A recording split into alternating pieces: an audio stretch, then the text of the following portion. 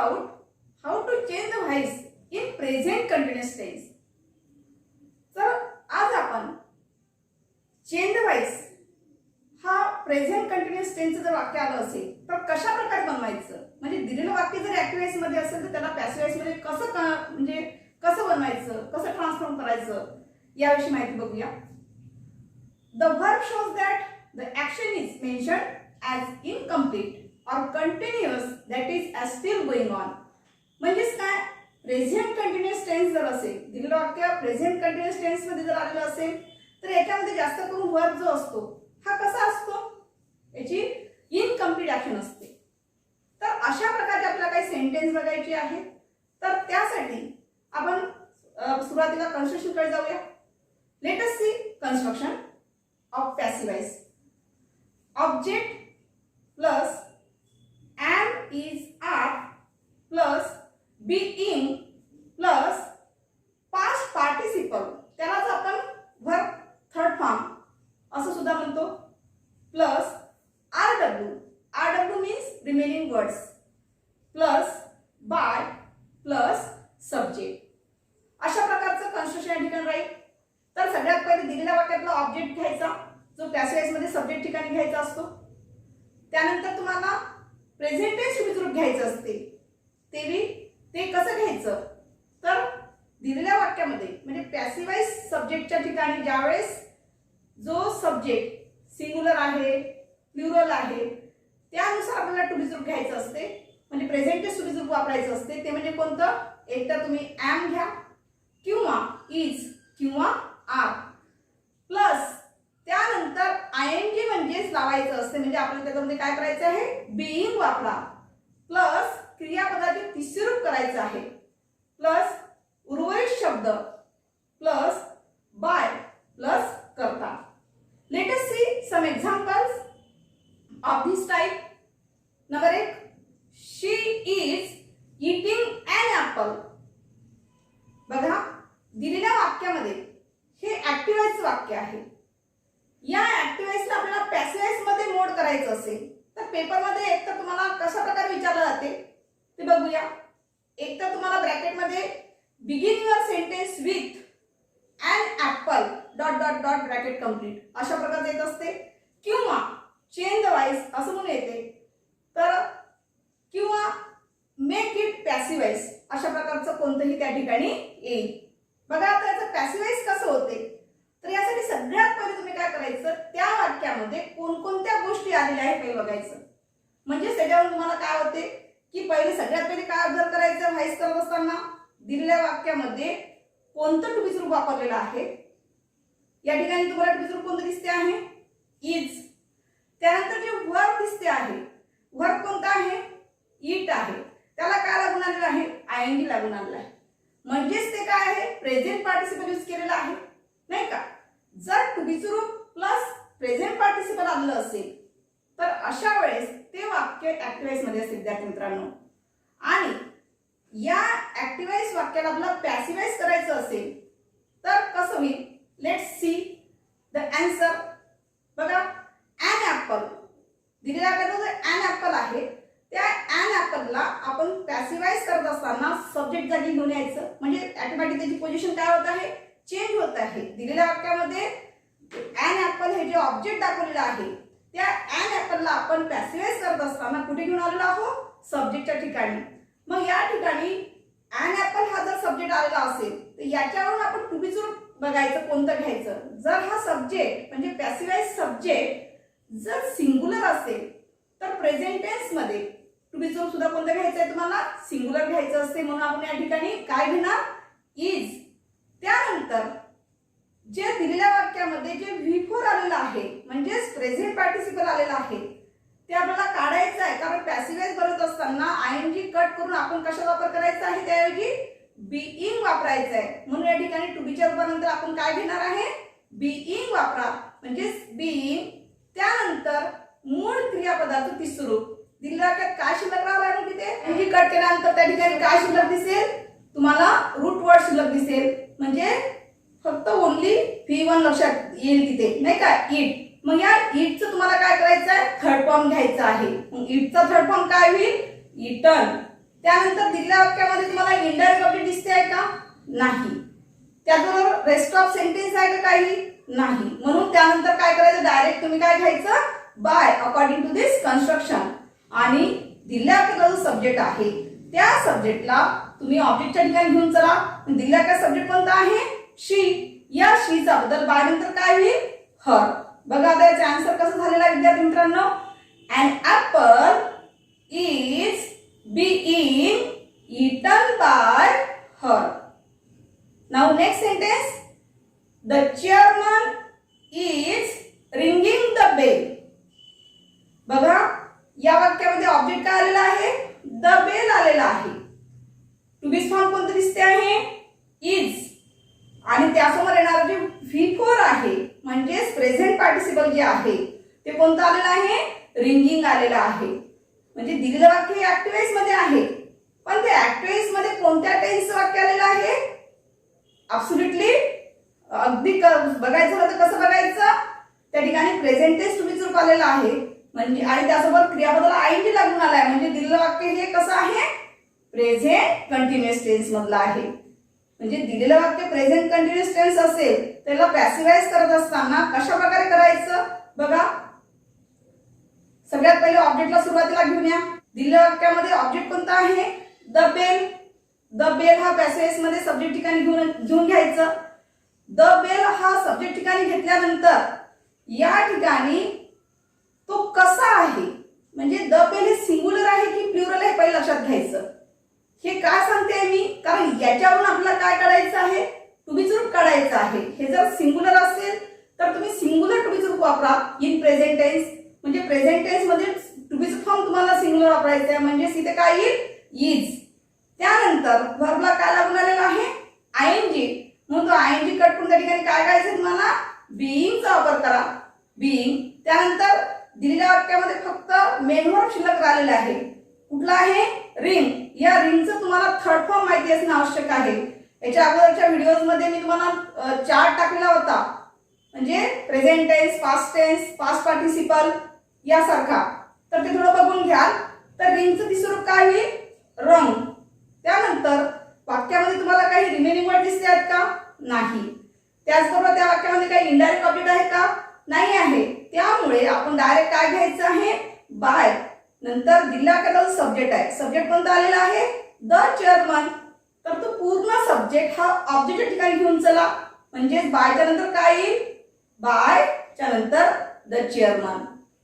बघा एकदा कसं मिळालं उत्तर? The bell is being rung by the chairman. Now next sentence. We are developing this new material. बघा या वाक्यामध्ये तुम्हाला ऑब्जेक्ट कोणतं दिसणार? आता या ठिकाणी बरेच जण गोंधळून जातात. कारण तुम्हाला जर ब्रॅकेटमध्ये फक्त चेंज वाईज दिलं तर काही विद्यार्थी काय करतात? त्यातलं ऑब्जेक्ट फक्त धिस घेतात. काही जण फक्त मटेरियल घेईल. तर काही विद्यार्थी घेताना न्यू मटेरियल असं घेईल. तर हे सगळं चुकीचं आहे. तर घेताना कसं घ्यायचं? How to choose proper object. कसं निवडायचं? योग्य ऑब्जेक्ट कसं निवडायचं आहे तुम्हाला? सगळ्यात पहिले लक्षात ठेवा विद्यार्थी मित्रांनो, ज्यावेळेस आपण ऑब्जेक्ट निवडतो त्यावेळेला आपण एकच लक्षात ठेवायचं की आपण जे ऑब्जेक्ट निवडत आहे ते पूर्ण फुली मिनिंग वर्ड्स आहे का? म्हणजे जो वर्ड्स आपण चूज करणार आहोत, निवडणार आहोत, तो पूर्णतः तो मिनिंग पूर्ण आहेत का? पूर्ण म्हणजे अर्थपूर्ण आहे का? याकडे लक्ष द्यायचं. जर आपण फक्त धिस घेतलं तर न्यू मटेरियल हा अर्धवट शब्द शिल्लक राहील. काही विद्यार्थ्यांचा फक्त मटेरियल घेतलं तर धिस न्यू त्याच्यामध्ये शिल्लक राहील. म्हणजे तुमची मांडण्याची मेथड जी आहे ती चुकीची बनेल. त्यामुळे तुम्हाला सांगते आहे की या ठिकाणी प्रॉपर ऑब्जेक्ट कोणता आहे? तर या ठिकाणी प्रॉपर ऑब्जेक्ट निवडायसाठी सुद्धा तुम्हाला काय करावं लागेल? त्या ठिकाणी व्हॉटने व्हर्बला क्वेश्चन करायचं. म्हणजेच व्हॉट डेव्हलपिंग. तर या ठिकाणी आन्सर काय येईल? This new material. म्हणजे पूर्णतः तुम्हाला तो वर्ड्स निवडून घ्यायचा आहे. त्यामुळे तुमचं मेन ऑब्जेक्ट जर तुम्ही निवडलं तर ऍडमिट तुमचं उत्तर त्या ठिकाणी कन्स्ट्रक्शन नुसार बरोबर येईल. मग या ठिकाणी आपल्याला पॅसेज करायचं आहे. कसं होईल बघा आता. Let's answer. Let us see answer of passive voice. This new material. दिलेल्या वाक्यातलं जे ऑब्जेक्ट आहे ते आपण पॅसिव्हाइज करताना सुरुवातीला घेऊन येणार, म्हणजे सब्जेक्टच्या पोझिशन मध्ये घेऊन यायचं त्याला, धिस न्यू मटेरियल. त्यानंतर हा आलेला घेतलेला जो सब्जेक्ट आहे पॅसिव्हाइज सब्जेक्ट, या पॅसिव्हाइज सब्जेक्टला तो सिंगुलर आहे की प्लुरल आहे बघायचं. धिस न्यू मटेरियल हा सिंगुलर वर्ड आहे, सिंगुलर सब्जेक्ट झालेला आहे, त्यामुळे सिंगुलर टू बी रूप वापरायचं तुम्हाला. कारण की दिलेल्या वाक्यामध्ये टू बी रूप कोणतं दिलेलं आहे, तुम्हाला आर दिलेला आहे. आर हे प्रेझेंट टेन्स मध्ये येते, त्याच्यामुळे सिंगुलर टू बी रूप वापरायचं असेल तर प्रेझेंट टेन्स मध्ये सिंगुलर टू बी रूप तुम्हाला घ्यायचं आहे. म्हणजेच काय घ्यावं लागेल या ठिकाणी, इज. तुम्ही मुलं इथं सुद्धा चुकता, काही विद्यार्थी आर आहे तर आरच घेतील, असं घ्यायचं नाही आहे मुलांनो. लक्ष द्या इकडे, कारण धिस न्यू मटेरियल जे आहे हा सिंगुलर सब्जेक्ट असल्यामुळे या ठिकाणी टू बी रूप सुद्धा तुम्हाला काय वापरायचं आहे मित्रांनो, इज वापरायचं आहे, सिंगुलर वापरायचं आहे.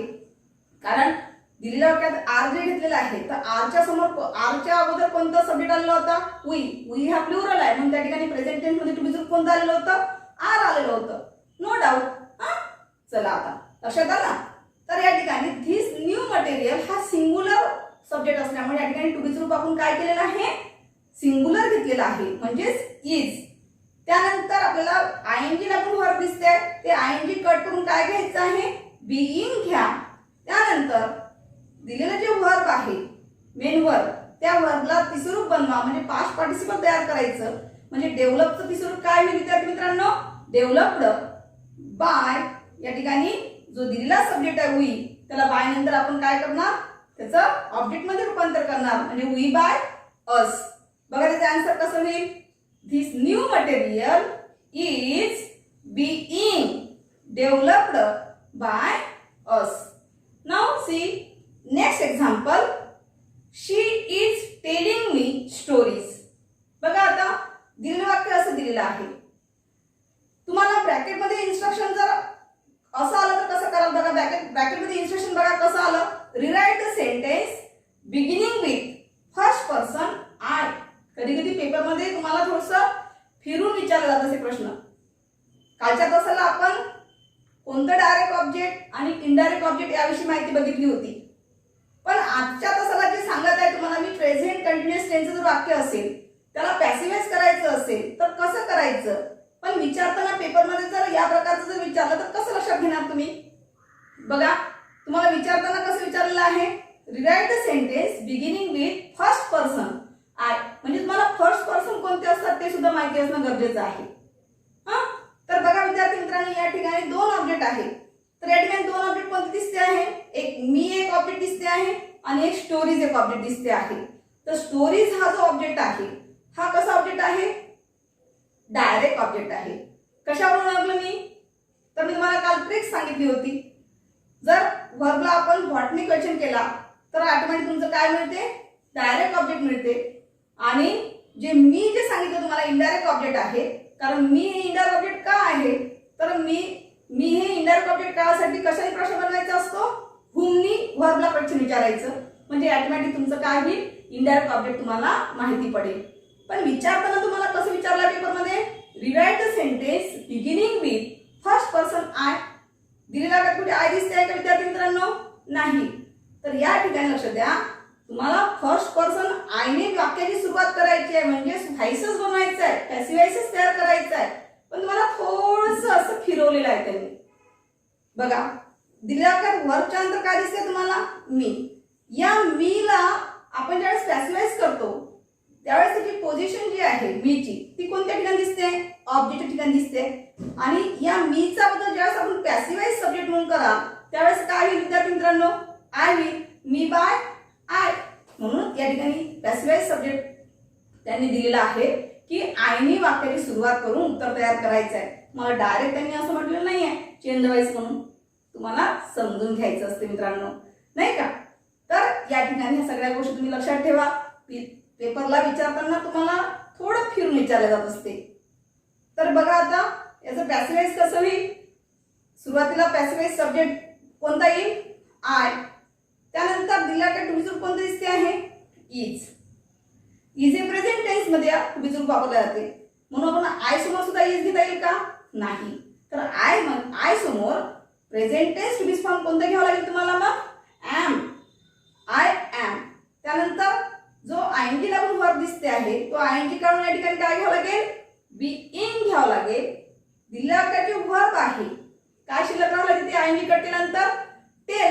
पेन हे मेन वर्ब झालेला आहे. या मेन वर्बचा बदल तुम्हाला कशामध्ये करायचा आहे? पास्ट पार्टिसिपल मध्ये करायचं आहे, म्हणजे क्रियापदाच्या तिसऱ्या रूपामध्ये करायचं आहे. म्हणजे स्टेलचं तिसरं रूप काय होईल? टोल्ड. त्यानंतर रिमेनिंग वर्ड्स दिसते आहे तिथे. कोणता शब्द राहिलेला आहे? स्टोरीज. म्हणून आपण टोल्डच्या नंतर काय घेतलेलं आहे? स्टोरीज घेऊया. बाय दिल्याकर शी हा सब्जेक्ट आहे. या सब्जेक्टला कशामध्ये मोड करायचं आपल्याला? ऑब्जेक्ट मध्ये मोड करायचं आहे, म्हणजे शी बाय हर. बघा या वाक्यामध्ये आपण अशा प्रकारे पॅसिव्हाइज वाक्य तयार केलं आहे. Let's answer of passivise. I am being told stories by her. असं तुमचं उत्तर त्या ठिकाणी तयार होईल विद्यार्थी मित्रांनो. Now next sentence. Children are playing hide and seek in the newly planted bushes. बघा दिलेलं वाक्य असं दिलेलं आहे. या वाक्यात तुम्हाला काय करायचं आहे? पॅसिव्हाइज बनवायचं आहे. Make it passivise. सगळ्यात पहिले वाक्य जरी मोठं असेल तरी सगळ्यात पहिले काय ओळखायचं? तुम्ही दोन गोष्टी लक्षात घ्यायचं. दिलेलं वाक्य हे ऍक्टिव्ह वॉइस मध्ये आहे की पॅसिव्ह वॉइस मध्ये आहे? दिलेलं वाक्य टू बी रूप दिसते आहे तुम्हाला आर, त्यानंतर व्हर्बला आयएनजी लागून दिसते आहे, म्हणजेच या ठिकाणी दिलेलं वाक्य हे ऍक्टिव्ह वॉइस मध्ये आहे. मग यातलं ऑब्जेक्ट ओळखा. प्रॉपर ऑब्जेक्ट ओळखायचं जेणेकरून तुम्हाला पॅसिव्ह वॉइस करताना सोपं जाईल. मग यातलं प्रॉपर ऑब्जेक्ट निवडताना बऱ्याच मुलांना कन्फ्युजन होईल. काही मुलं निवडताना in the newly planted bushes असं घेईल. काही विद्यार्थी फक्त हाईट घेतील. तर त्यामुळे तुम्हाला प्रॉपर जर तुम्ही ऑब्जेक्ट निवडत नसाल तर तुमचं उत्तर त्या ठिकाणी काय होईल विद्यार्थी मित्रांनो? निश्चितच चुकेल, रॉंग होईल. या ठिकाणी प्रॉपर ऑब्जेक्ट कसं ओळखायचं? तर मी तुम्हाला मगाने सांगितल्यानुसार तुम्ही ट्रिक यूज करा, म्हणजे डायरेक्ट ऑब्जेक्ट तुम्हाला मिळते. करून बघा ट्रिक यूज करून, म्हणजे तुम्हाला प्रॉपर ऑब्जेक्ट लक्षात येईल. बघा पुन्हा एकदा सांगते कसं ओळखायचं. वर्बला व्हॉटने क्वेश्चन करायचा, म्हणजे ऑटोमॅटिक तुम्हाला काय मिळेल? तुमचं ऑब्जेक्ट मिळेल. काय बरोबर आहे? तर या ठिकाणी व्हॉट प्लेइंग म्हणजे काय खेळत आहात तुम्ही? Hide and sick. Hide and sick हा एक गेमचं नाव आहे.